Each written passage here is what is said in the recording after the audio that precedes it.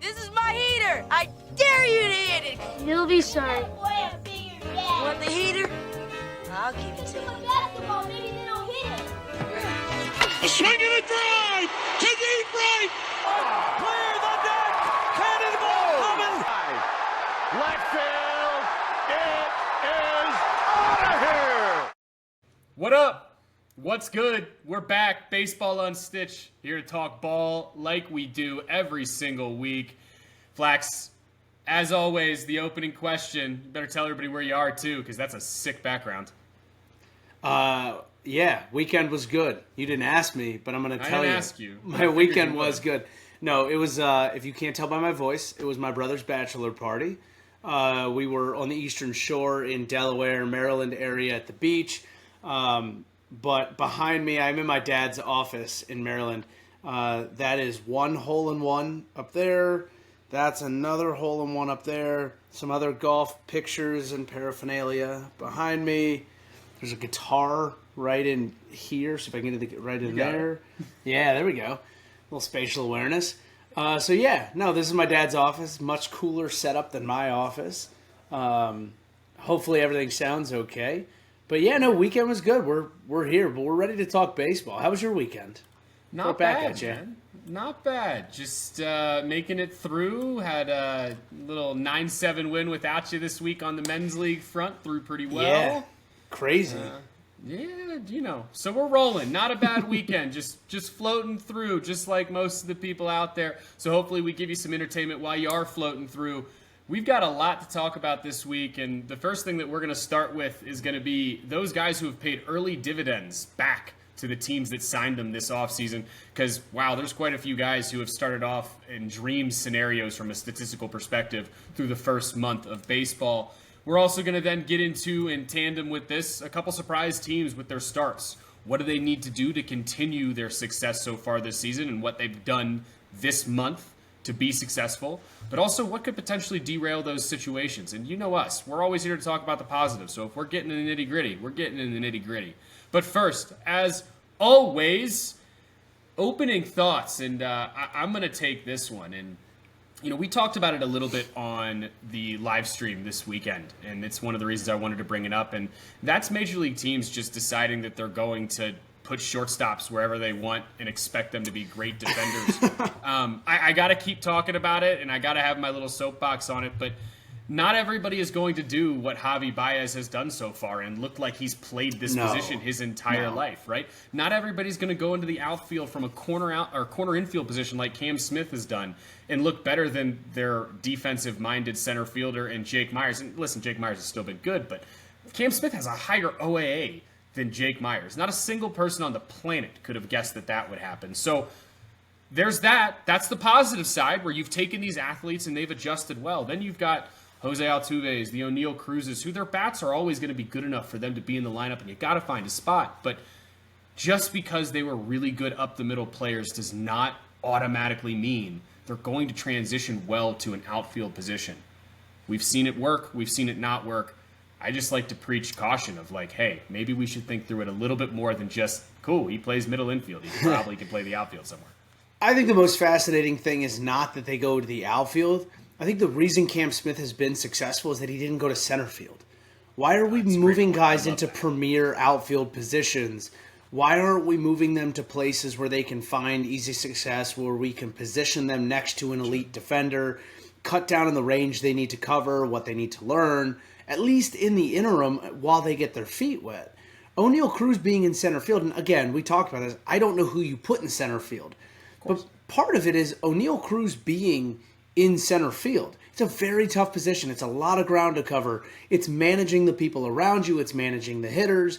There's so much more to it that I think that's the bigger problem for me is why aren't we finding a more successful place for them to be rather than saying, let them go figure it out in the outfield and see how it goes. I know, and we both know Cruz right now profiles as a right fielder specifically, right? I mean, that is literally what he profiles as. He has the athleticism to play center, but maybe if you started him in right as he gets his grips under him of what it is to be an outfielder, and then maybe he moves to center to use that range once he's comfortable. I think he's 97th percentile in arm strength. Well, I mean, right? But understood. But like what I'm saying is, you're right. He profiles as a right fielder. He has the speed. He's right-handed. He has a great arm. He can move well to his left. If you look at his OAA and at his stats, he does move well towards the first base side, which is not unusual. It's a backspun ball for most right-handed hitters, even some for lefties. It's a much more comfortable place to go glove side. It's why you position bad right fielders in a way so that the majority of balls that they get are to their left-hand side or to their glove-hand side. I think he'd play that position just fine. Again, it's why Cam Smith is doing just fine over there. But it is interesting to see, for sure. Yeah. Flex, what do you got on the opening thoughts front today? More on the offensive side. Jack Caglione is everything we wanted him to be and more. Since April 19th, he is slashing a gaudy 431, 516, 686. It's over a 1,200 OPS if I'm doing my math correctly, which I think I am. You are. It is also coming with 3 home runs, 12 RBIs. Those 3 home runs are in the last 2 of them are in the last 2 games. One of them went on top of a building. The other one hit off of a building. Both were, I think, over like 113 miles per hour. They're not cheap hits. Nothing he does is a cheap hit. I think it's a 528 batting average on balls in play. So as long as he is making contact, he's pretty much giving himself a good chance of getting on base. Yeah, Launch angle's there, exit velo's there. Hard hit ball is everything you want it to be, and he is so good. You know, the reality of the situation with him is super simple, and you and I kind of knew this coming in, and when we've had discussions about CAGs, it's simply all about where the contact skill is going to be. There was zero question, regardless of all the funny stuff that people made about the fact that he didn't have real power, which was we've had that discussion, very weird discussion. Yes. CAGs has 80 raw power. It's blatantly obvious. To all sides of the field. 100%. Right? Yeah. When I see his ability to go the other way, and again, their swings are a little bit different. I'm with that. Hang with me here. But, like, it reminds me of Harper's backside power. Yeah, absolutely. Right? That is the type of power that he possesses and he can harness on a regular basis. The question remains, again, with every guy who has ever been a 70 to 80 grade power guy, can he consistently put the ball in play? Why? Because, look, his batting average on balls in plays is 528. Okay, so we know when he puts the ball in play, it's hard, and he's doing something with it. But the fact that he's slashing 431, 516, the front of that slash line, that's what tells you how elite CAG can be. Since April 19th, he's been. This is a nice, good, hot roll that he's been on. The biggest struggle for him right now, I think, in terms of getting to the big leagues, is the surplus of first basemen that the Royals have. It's like a weird. It's just a weird situation. Like I talk about this with the Orioles all the time. Some teams just end up with a stockpile of guys at odd positions. First base is not one that usually happens. We talked about the Red Sox last night, how they don't have that. The Royals just have a lot of really good first basemen. So it's a matter of where he actually fits on the roster and in the lineup. And listen, if you hit the ball the way he hits the ball, they will find a spot for you. They will find a spot for in the outfield. Trust me, they're already looking for ways to potentially do it. I wanted to give everybody some context on a 528 average on balls in play. I understand that this is short form here, but Judge is probably having one of the best months we've ever seen from an opening day perspective. He's currently only hitting 500 on batted balls in play. Right, so I just want to give a thought process to everybody as you look at these numbers and what does it look like on the field. Recognize he's not hitting the home runs. Let's move that away from that. But Judge has been unbelievable. And technically speaking, throughout the stretch, CAGs has had a better average when he's put the ball in play. Shows how impressive he's been and will continue to move through that system very quickly and will be in a big league uniform before everybody blinks. So either way, love the start. Love getting to talk about Caglione. The only thing I got on him is, like, I don't know, maybe let him throw the ball. Let's just see what happens. Dude throws 90. Sounds fun. I know. Leave it alone. I think it's his fault. I think it's his fallback plan if he turns into a Joey Gallo at the plate. I don't see it happening, but 80 grade power, but where's the contact skill? Yeah. I mean, listen, I don't mean that poorly. Gallo had some outstanding years when the contact. No, but it's was the same there, people have to profile. Remember, it is. Yeah. It is 100%. So For sure. let's pop on these offseason acquisitions here. We're gonna dive right into some of these guys who have really, really shown their teams early returns on the investments that they've made. We've got to start here. I understand that everybody's going to be like, are we really sitting here and starting with the Yankees because they signed the highest profile pitcher on the market? But yeah, we're going to because Max Fried has been that friggin' good. And nobody can deny it. You want to talk about a guy who looks like he's worth the highest contract ever given to a left-handed starter? Max Fried has been nails. 6-0, 42.2 innings pitched, which ranks him at close to the top of the league in innings pitched for starters, which we'll talk about the guy who does currently lead that later, with a 1.01 ERA. 1.01. Fried has been electric. Flax, talk to us a little bit more about what he's done so far. The two biggest things for me and why he's been so successful, especially in a place like Yankee Stadium, 52% ground ball rate.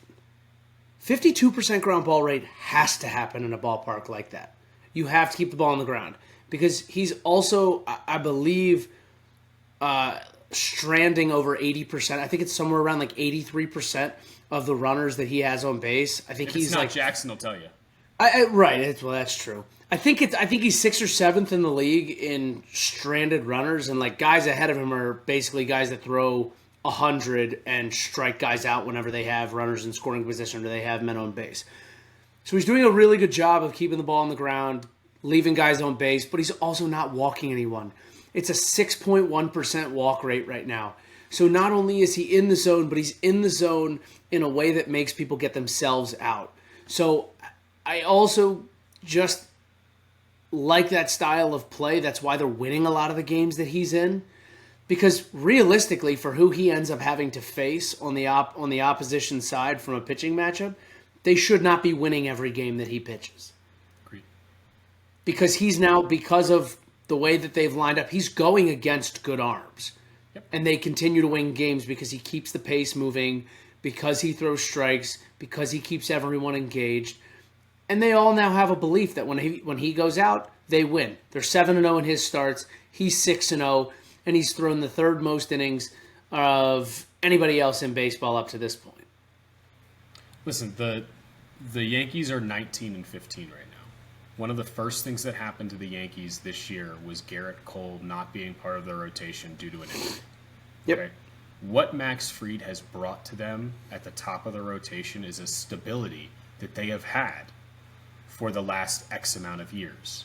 Him stepping into this role after Cole going down and being this dominant version of Max Fried, does it make you a little bit sad for non-AL East people, because you're an AL East person? Does it make most baseball fans a little bit sad that we don't get to see how good that 1-2 at the top could be? Absolutely. Now they signed Fried long enough, and Cole has a chance to come back, so we might get to see it. But this is so much bigger because Cole went down.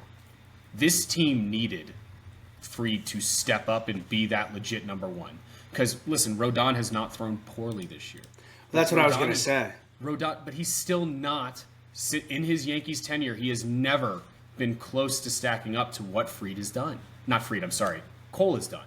And Right. Fried is walking out there and putting up numbers that are as good or better than what Cole has done in a Yankees uniform early on. This is massive. The Yankees could have been in a downward spiral, and Max Fried has really, really helped steady this ship. And I hope more emphasis is put on what he's done, because it's been an impressive start to the year. We've got a long way to go, but he looks good if he stays healthy. This is the Max Fried we're going to see for a lot of the season. But I want to go back to what you just said, right? Because it is important to note what Carlos Rodon is doing, and I think it's because he has Max Fried in the rotation with him. It's really hard for a left-handed pitcher to profile themselves against a Garrett Cole. They're two very different arms. Obviously, from a culture perspective, from an excitement perspective, when you get to take the ball the day after Garrett Cole and you get to follow on that, it's definitely something. But when you see a lefty like Max Fried go out and dominate the way he does, and you know, I've got stuff that spins more, that goes harder, and has the ability to get guys out whenever I want to get them out, it's really easy to start hopping on that and saying, oh, I'm just going to go do what he's doing. Rodon's 3-0 in his last 3 starts. 6 innings, 7 innings, 6 innings.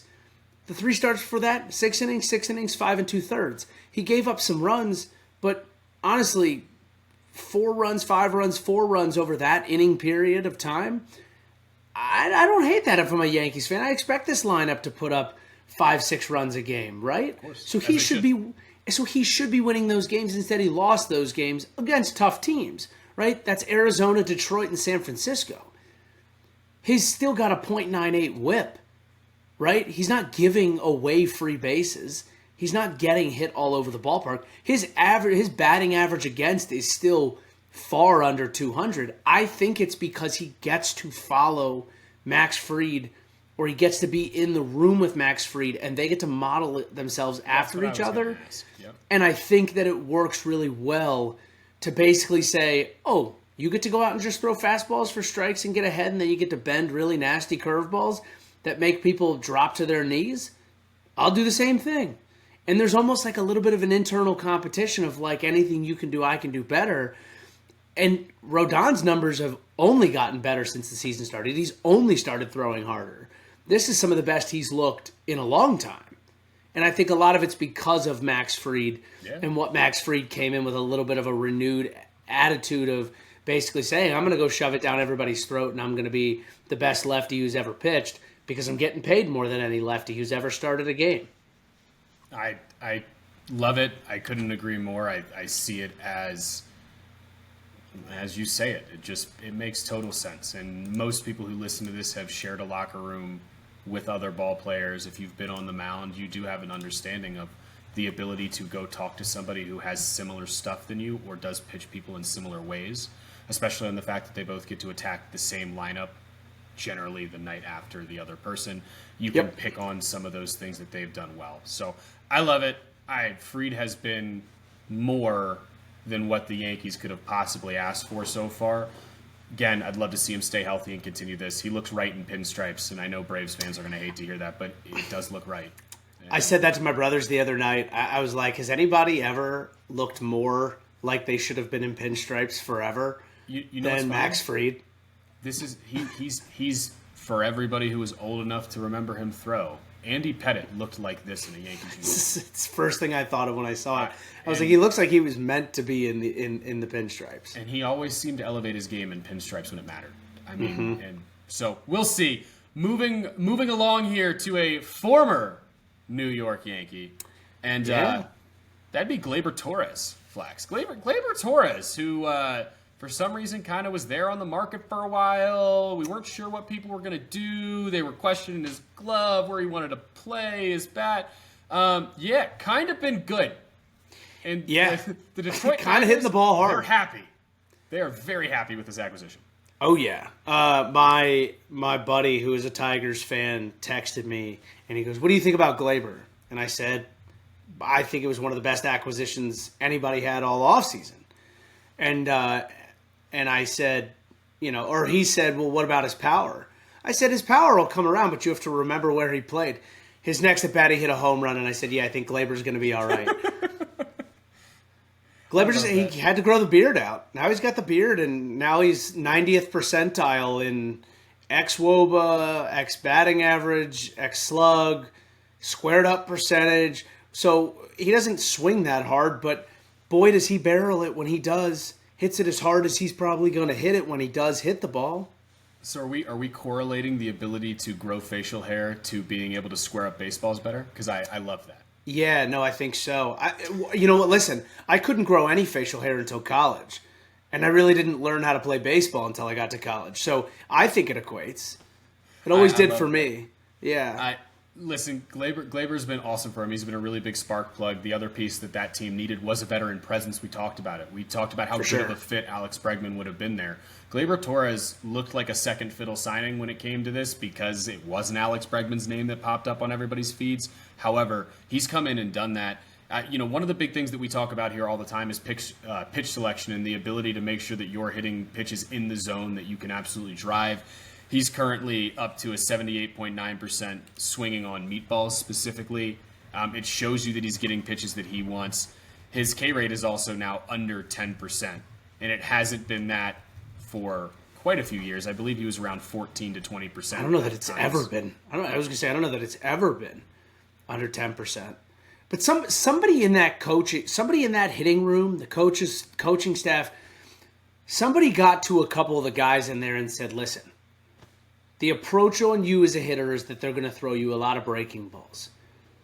We need to hunt fastballs and wait for fastballs, and you will start to see more of them."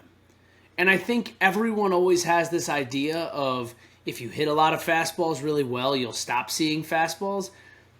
If you don't swing at the off speed, guys don't have a choice, because more times than not, guys are not going to lay off speeds over the middle of the plate. And we're talking about big league arms here who have the ability to hit corners and hit different parts of the plate with their off speeds. But late in the count, we know that pitchers like to waste pitches to try and get easy outs. If you force the ball over the plate, you force the ball into deep counts, you can take advantage of pitches that are over the plate when the pitcher feels like he's got to be in the zone, when he's more likely to miss over the heart of the plate. And you're seeing three major guys start taking advantage of this. Gleyber Torres is one, Javi Baez is another, and Spencer Torkelson is the other one. All three of those guys are really doing a good job of getting more fastballs to hit because they're not letting breaking balls early in the count beat them.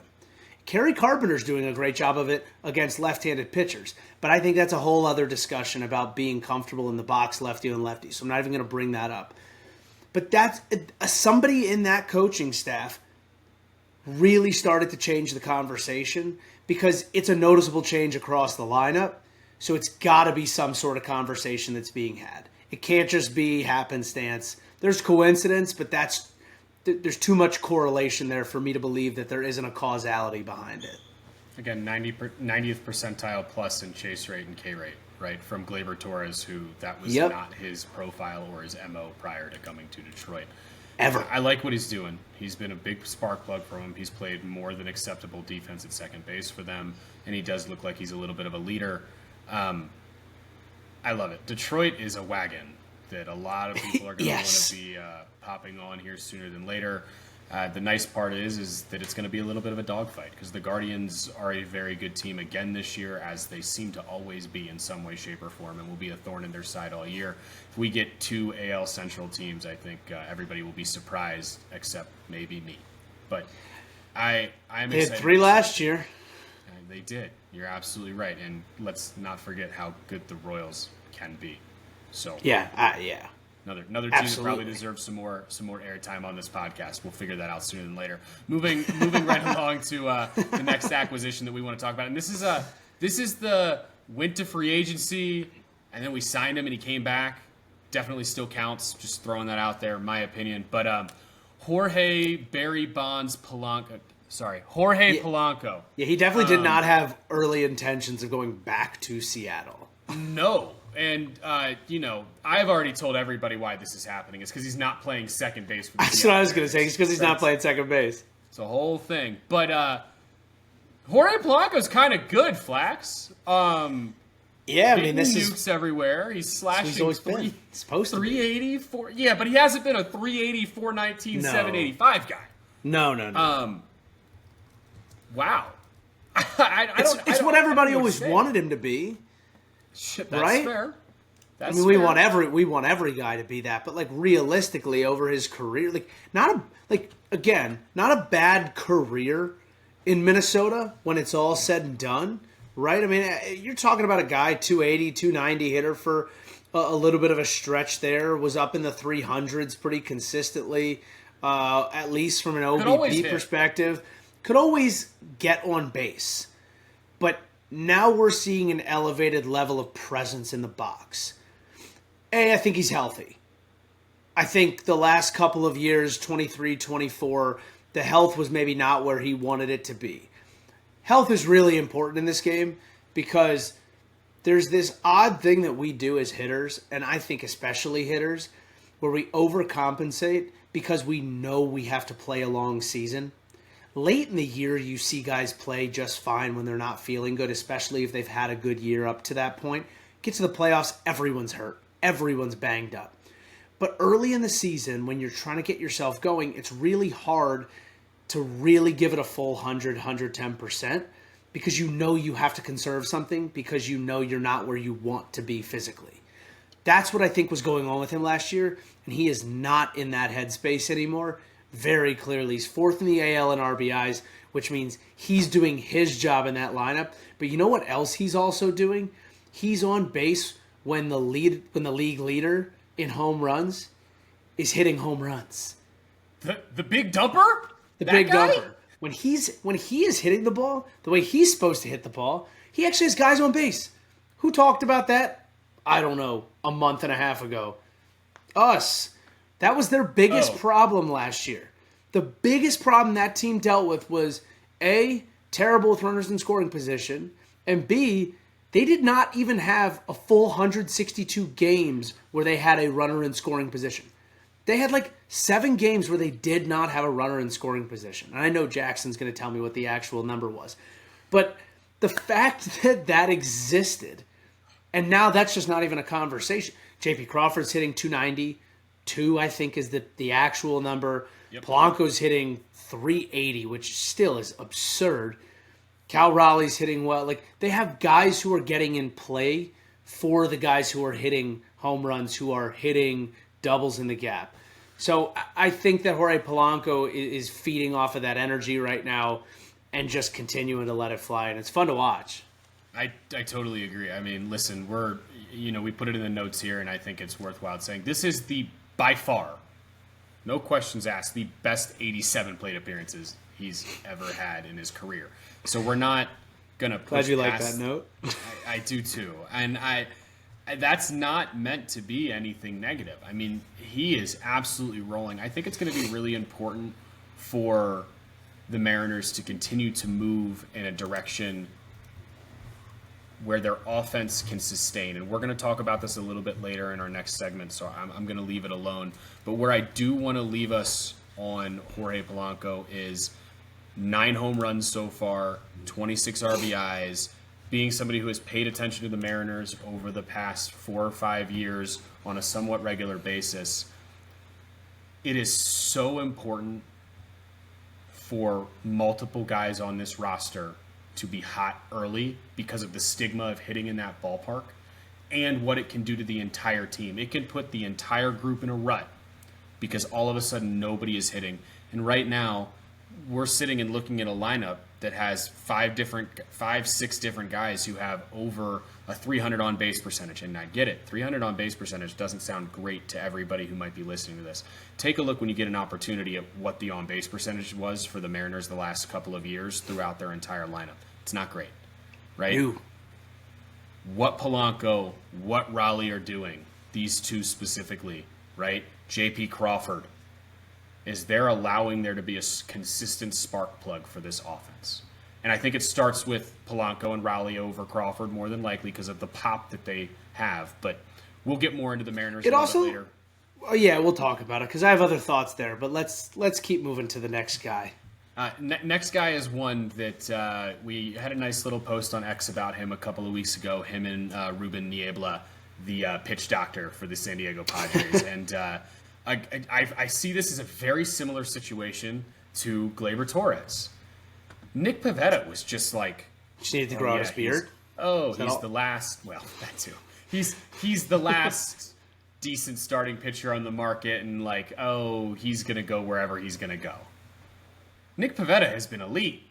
I mean, elite to start this season. I'll let you run into some of the things that I know you want to. Right? Like, that was the hardest part. That's why he stayed on the market as long as he did. Like, if you signed him, you had to give up your second highest draft pick. There's a lot of teams in the league that could have used him that cannot afford to give up draft capital. They just can't.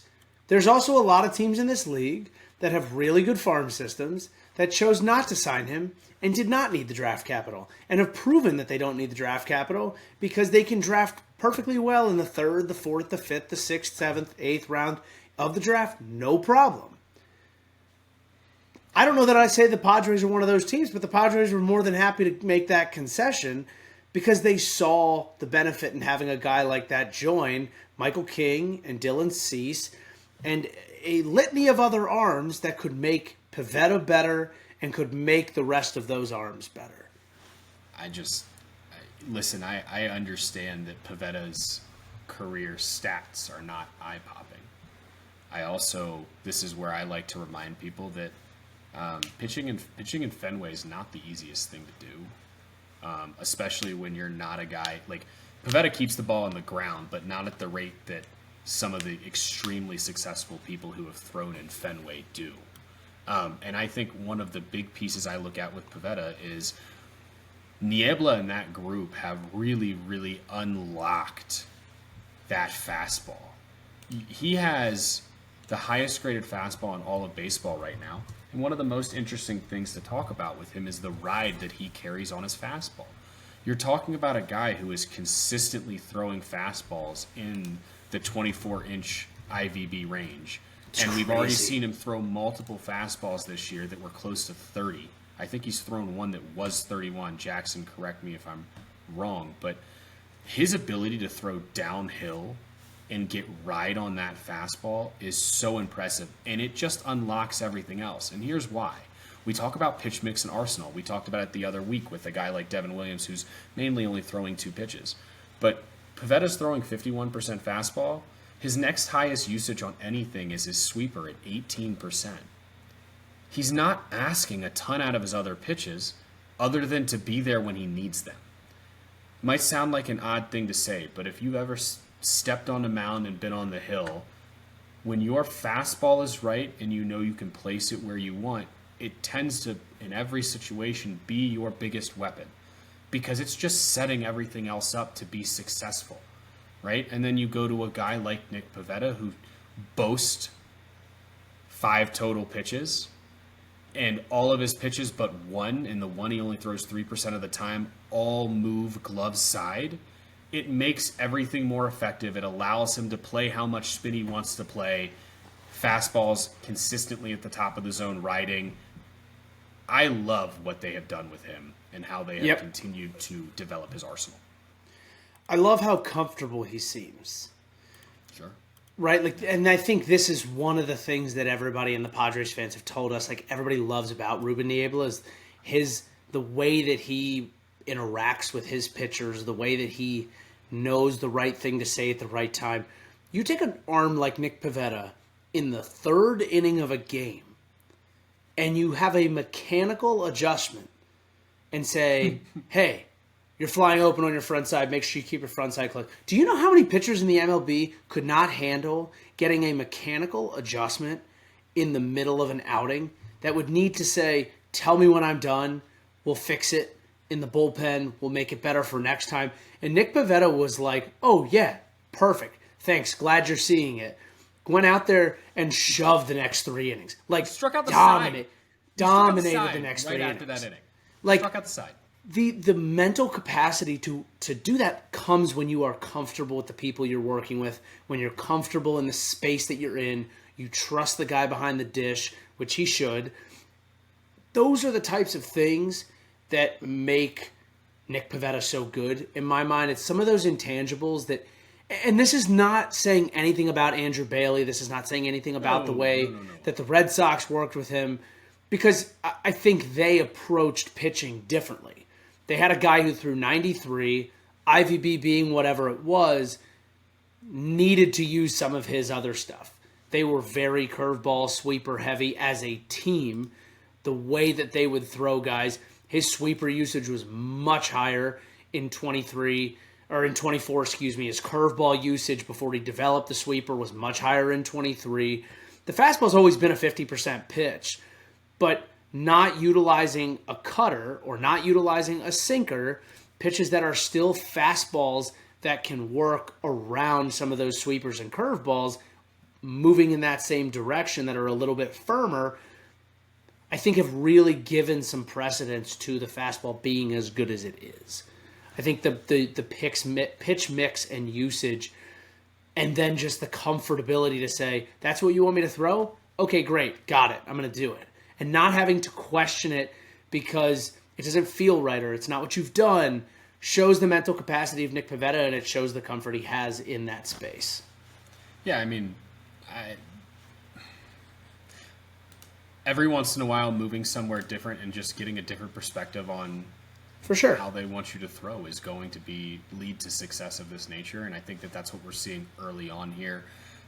He has the lowest ground ball rate of his career by a full percentage point. He has one of the highest error percentage rates of his entire career.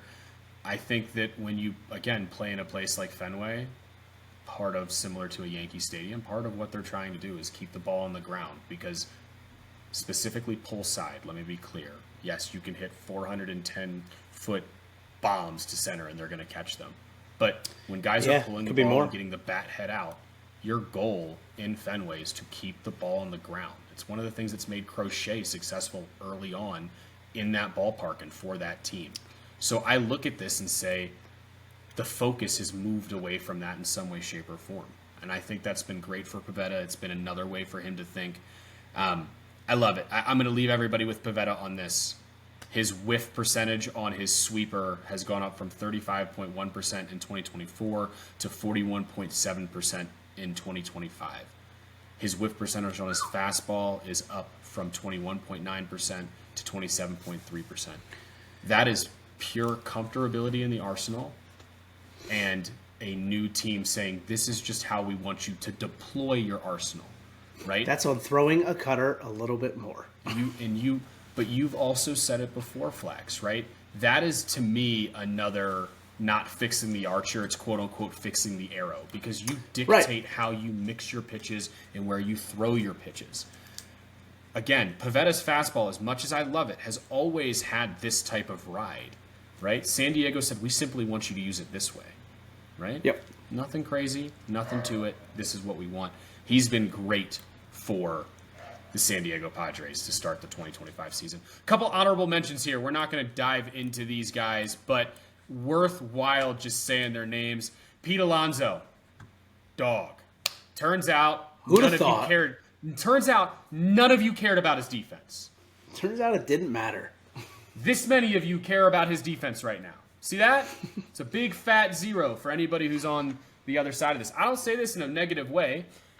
We were just tired of hearing people talk about Pete Alonso's defense, because he literally said he hasn't been this hot since he was in college. But what about his scoops? Exactly. Max Kepler, been a dog for Hits the Phillies ball so far. hard. Yeah, dude. I mean, are you kidding me? Maximilian Kepler, dog. Absolutely. The German He's been Suburban? awesome so far. I love that. I love everything about that. The bus model, really, really high on Alex Bregman this year. A lot of people were stressed about the numbers we were putting out for him. Alex Bregman looks comfy and at home in Boston so far. He's looking for his first potential 30 home run season in quite a while. I'm excited to see what he does. And of course, my favorite one, whose name I will finally say correctly. We were all questioning the A's dropping dough on Luis Severino and doing it right away to start the offseason. Severino has settled in very well. Looked like an ace so far for what was that? Second in the division? 500. And over 500. Athletics squad? Heck yeah. Let's go, dude. We're taking an early victory lap on this one. Listen, we all know we have to, because there's a low likelihood, but Dallas, I believe in you and the boys. Keep them moving. Keep them moving. But moving right along here, surprise teams to start the first month of the season. We're going to start with the Chicago Cubs. Some of you are like, guys, that wasn't a surprise to me. You would be surprised how many people are surprised about what the Chicago Cubs are doing right now. Flax, take us a little bit deeper into what the Cubs are doing right now and what they have to do to continue to be successful with their 21-14 record, and what could potentially derail them from continuing this success. Yeah, we dug into the numbers a little bit. There was nothing remotely special about the pitching staff when it was all said and done. It was more of taking advantage of situations when you had them. Ryan Presley doing a good job in the back of the bullpen when he had the opportunity to. Shota's been throwing solidly. Before his injury, Justin Steele was throwing well. Jameson Taillon is being the number 3, 4 that you want him to be. Ben Brown is better than we expected. But the guys who are there to hit are hitting, right? Like Seiya is a dude. PCA is one of the most electric players in baseball. He hit a home run the other day, and then coming around second base gave the Johnny Manziel money symbol because the Ricketts tried to offer him a laughably low contract for what his ceiling is. And he was like, no, absolutely not. As he should have.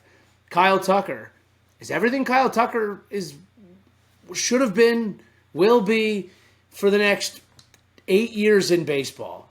An incredibly good power hitter who hits the ball right through the wind in Wrigley Field. And Ian Happ, who is, in my mind, the leader, the captain, the long mainstay in that lineup, is doing Ian Happ things. He is putting the barrel on the ball. He looks good. He looks comfortable. He's healthy.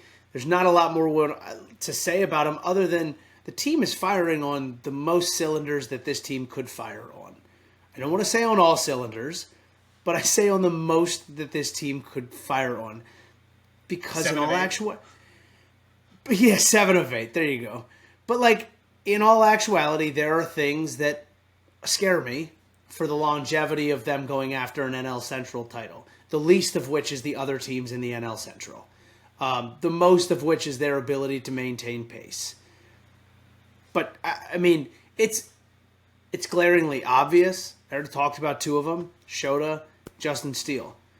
Hopefully Shota's hamstring isn't something that creeps up all year. But Justin Steele just got moved to the 60-day.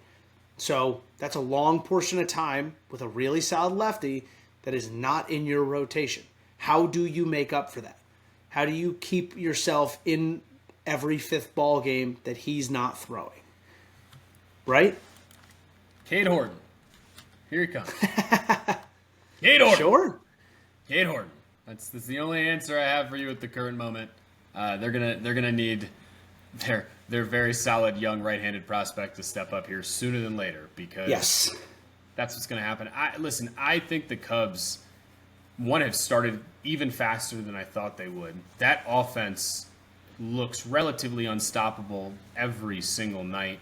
Doesn't matter what arm is thrown out there. We watched Tucker, Suzuki, and Swanson go almost, was it back-to-back-to-back or was it almost back-to-back-to-back? I think it was 3 almost out of 4. Yeah. But either way, 3 home runs against Paul Skeens in 1 inning. And listen, we put Paul Skeens on a pedestal, and he is that good. But it's the point of the fact that this offense is electric enough to do that.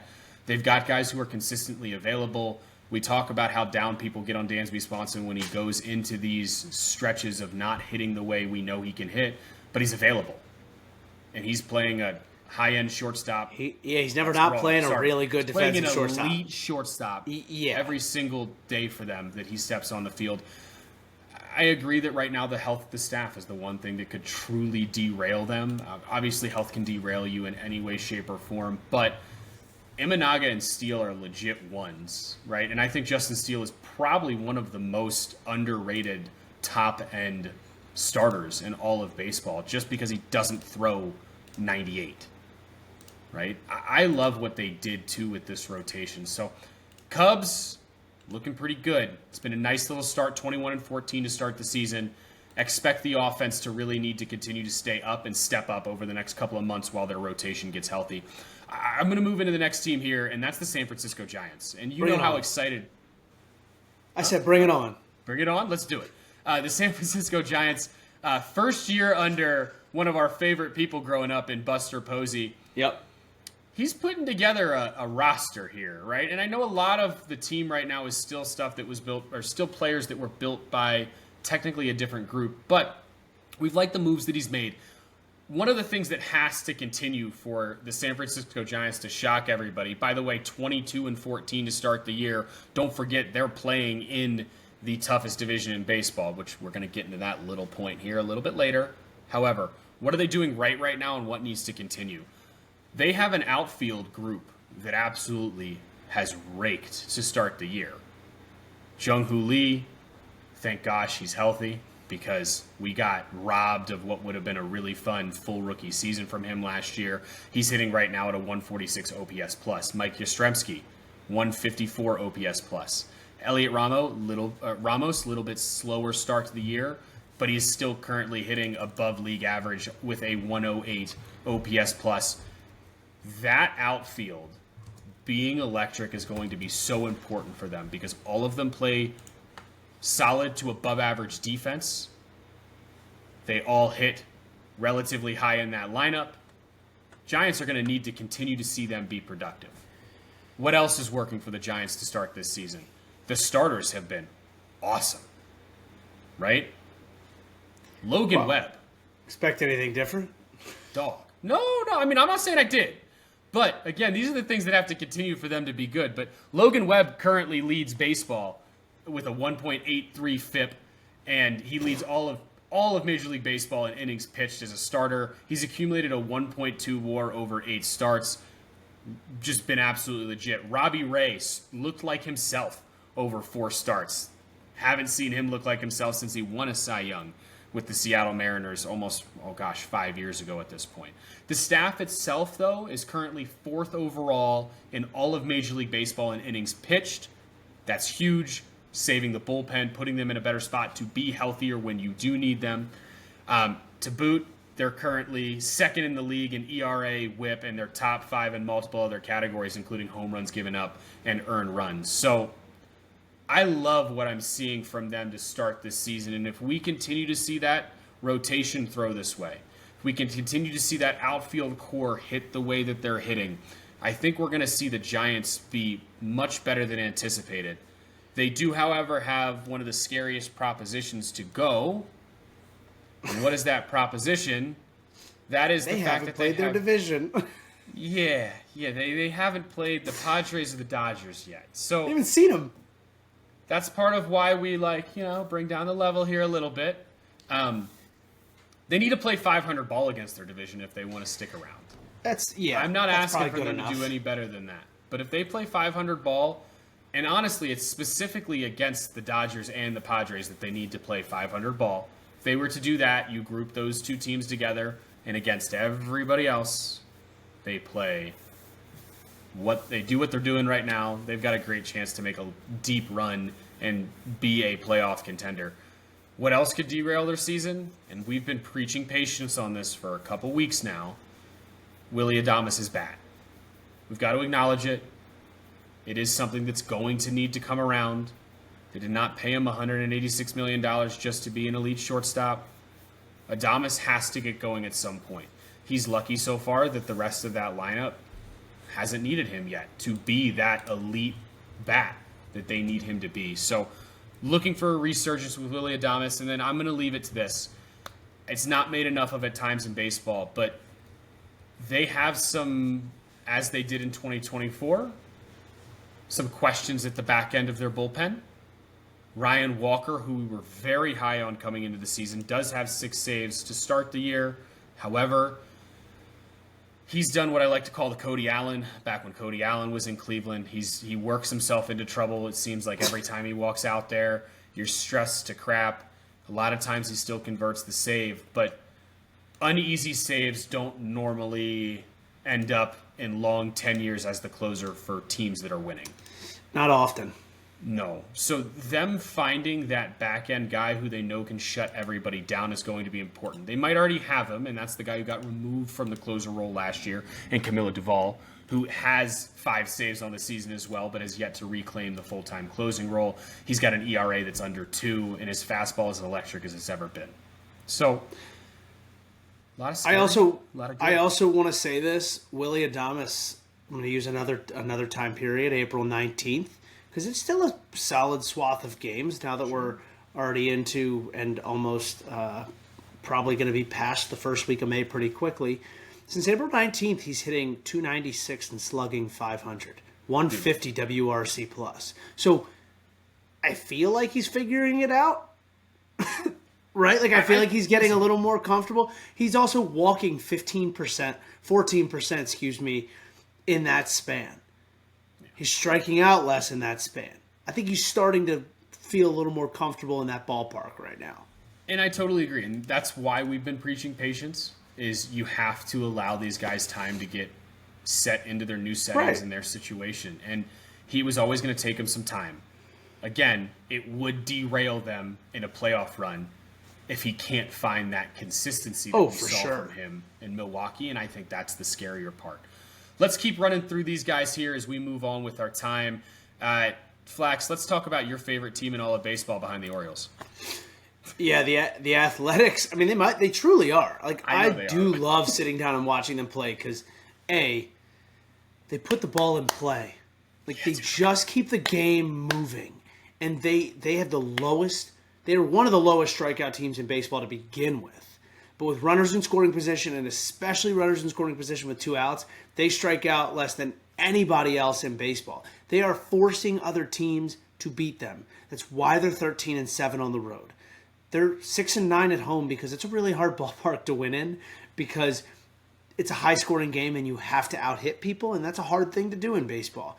If they can play 500 baseball in Sacramento and continue playing the way they're playing, way over 500 on the road, they're going to be an 85-87 win team, no problem, and they're going to be just fine, and they're going to keep building off of that. They're going to go buy some pitching, and then they're going to situate themselves in a bigger ballpark in 3 years in Vegas, and they're really going to be a dangerous team for people to have to face. The back end of the bullpen is really solid. I like Noah Murdoch. I love Mason Miller. And there's just a couple of other arms there that are starting to find their way. Ex-Oriole, TJ McFarland is back there, a little long relief lefty. I like what he's doing. If the back end of the bullpen doesn't figure itself out, though, because Mason Miller has been struggling the last couple of outings, his slider hasn't been what it was, and if those other pieces don't figure out their space between the starter and Mason Miller, they will struggle mightily. They also play against some really tough teams on the West Coast. They also have an advantage against a lot of AL teams that have to come to them. So there's a flip side to both of it that I think they can take advantage of but the thing that's going to derail their season is if they just can't figure it out in Sacramento, in my mind. It right now is proving to be one of the hardest places to play in baseball because it's so volatile. You truly don't know what you're going to get. And I think the worst part about all of that is something that's relatively uncontrollable.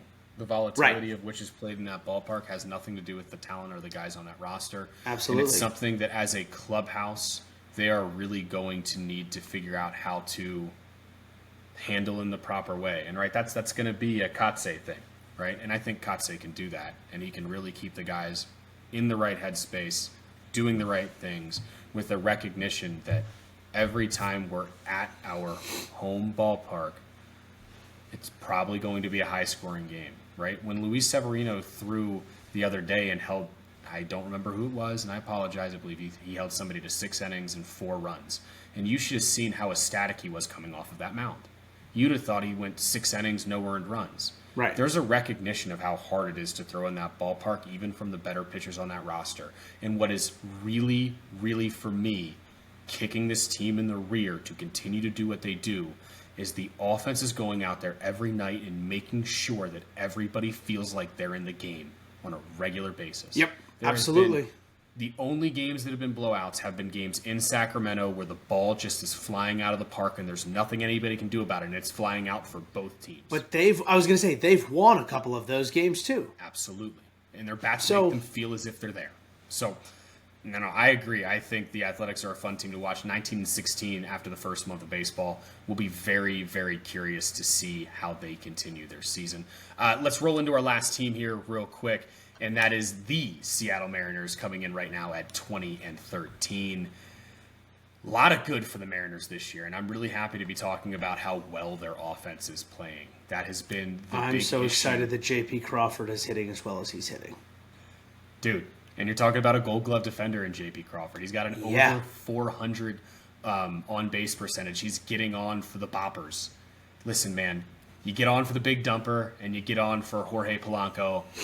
Right now, you're probably jogging in. I mean, listen, how many How many big dumper torpedo thumpers do you need to watch to know what Cal Raleigh is doing? And then Cal Raleigh gets to play in Sacramento tonight when we're recording this on Monday, May 5th. All right, so better get in our Cal Raleigh props before. I do already have one in. Oh, thanks for sending it to me. I'll put one in for Polanco. We'll see who's right. Either group chat. I'm sure it was. I'm giving you a hard time. Either way, what are the Mariners doing really well? And that's one thing they have not done well of recent. And it's really hard to hit in Seattle. We all know it. They are currently ranked 10th in all of baseball in slugging.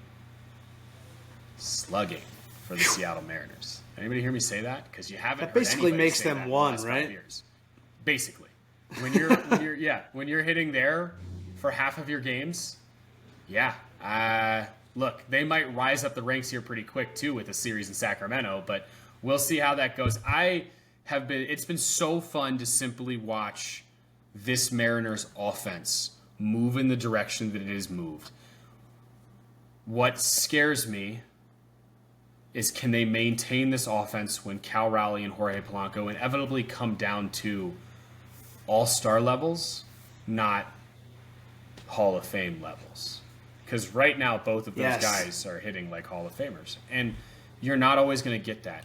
What is another thing that they're doing right now? And I hate to bring it up again. They're hiding the inconsistent production of one Julio Rodriguez, a guy we know has the ability. We know he has the ability. It's not a question what Julio Rodriguez can do with the bat. The question is, can he be consistent enough with the bat to make an impact when the Mariners need him to make an impact? We have to see guys like Julio Rodriguez really step up once Raleigh and Polanco come down to earth. We have to see Randy Arozarena, who has done a great job this year of getting on base. And I was going to say, he's 24-25 game on base streak. 100%, right? He's also still hitting 224, right? And I'm not saying everything is about the average or the on-base percentage.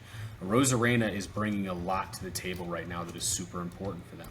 I also know that Randy can really carry a team throughout stretches with his offensive production. And when he does that, he's the most electric player on the field with his energy.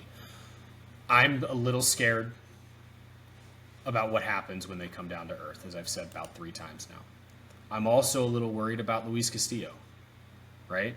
Hasn't looked like himself, hasn't been healthy. We need to see him get on track.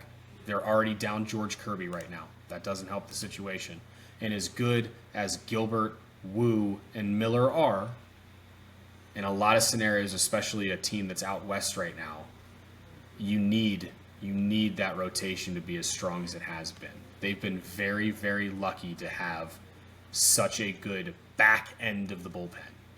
However, there are more people than Munoz that have to throw. They've had a couple guys who have been good, but I do expect them, as we move throughout this season, to be looking for high-leverage bullpen help.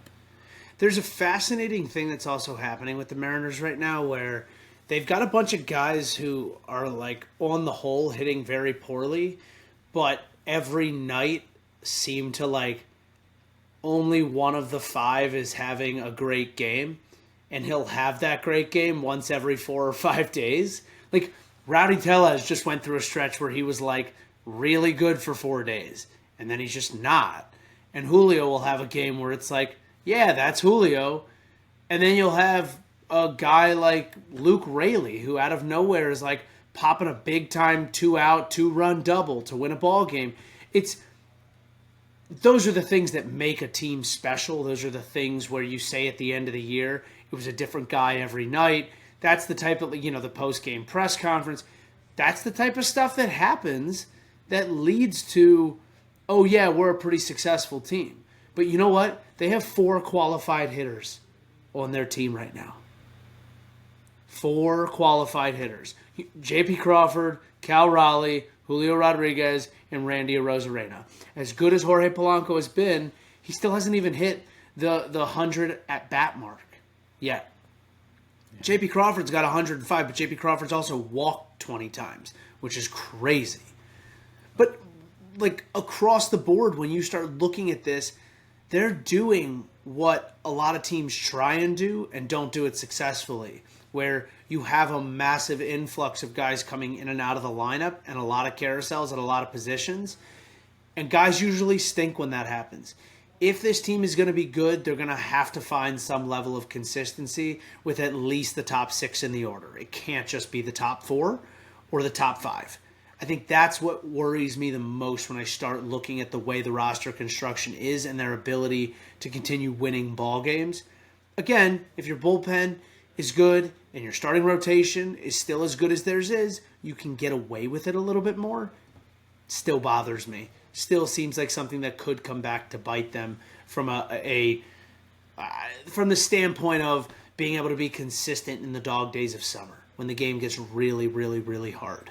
And I think the one thing about them, though, and this is just, maybe it's Seattle Mariners magic, because when they're good, this is how they are.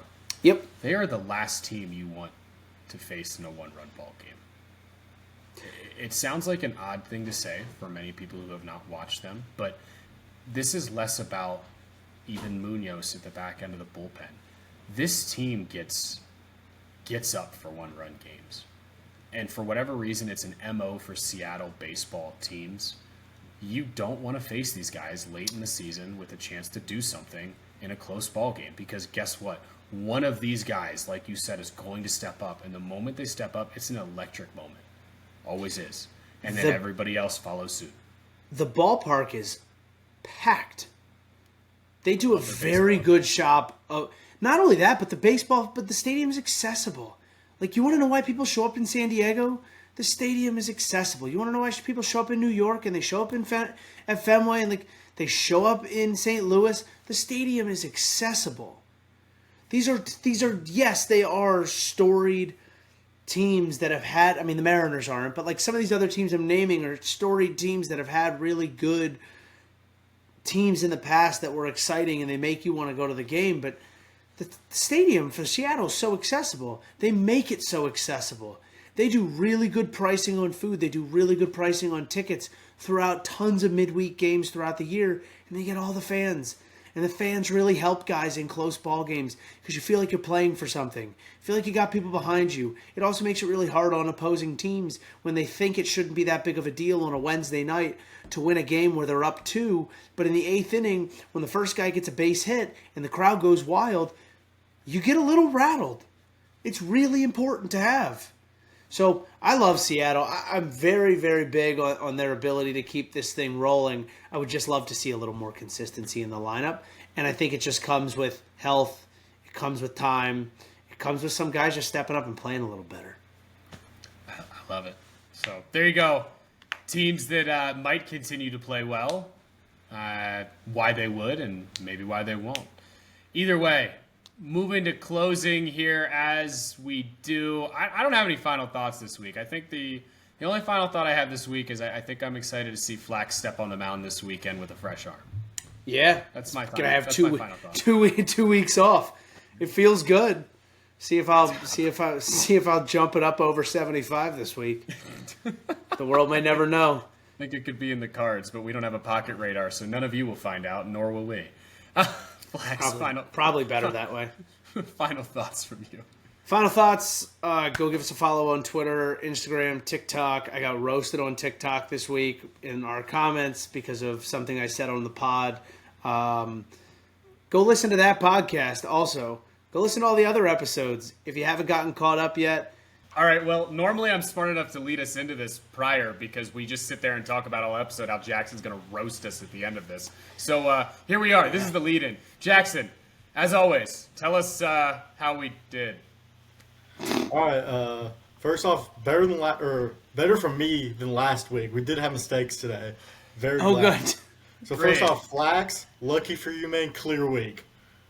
Perfect. Come on! I'm hiding in a hole, baby. I'm hiding Let's in a go. hole. Ryan, you got going early with saying Cam Smith had a higher OAA than Jake Meyer. Jake Meyer's at 4. Cam Smith is at 2. Dang. Backed it up pretty soon thereafter. Max Fried had 44.2 innings pitched. You said 42.2. Oh. Man. And then I got out ahead of his words a little bit. I know who's buying Jackson a steak dinner. And then for a third time, you said Pivetta had the highest run value on the fastball. He is in third place. Hunter Brown and Hunter Green are both ahead of him. I'm blaming Baseball Savant. Don't put the number 100 there if they're not the top guy. That's bull hunky. All right. I just want it to be known that I did not put how high his run value was on our outline, so I cannot be blamed. And also, we also have our running count now. This being my third appearance. Great week for this. With this being my third appearance, first week Flack picked up 2, Ryan 1. Last week 0, except my mini mistake on where Brendan Donovan is from. So our current running count: Flax with 2, Ryan with 4, and I'll give myself a half. Give yourself a half. Sounds like a home scorebook over there. Home cooking. Unbelievable. All right. Well, I guess have a great week. I don't know. No. We hope you guys enjoyed. Jackson, be nicer to me next time, I guess. But past that, have a great week because Flax had a clean week. I would never have thought that to be the case coming into this, but it just goes to show that when you put the work and the preparation in, sometimes it's just better to be lucky than good. So. Oh, is it? Now? Okay. All glory to God and my team, and it's really a Wii sport, but. Have a great week, people. Have a great week.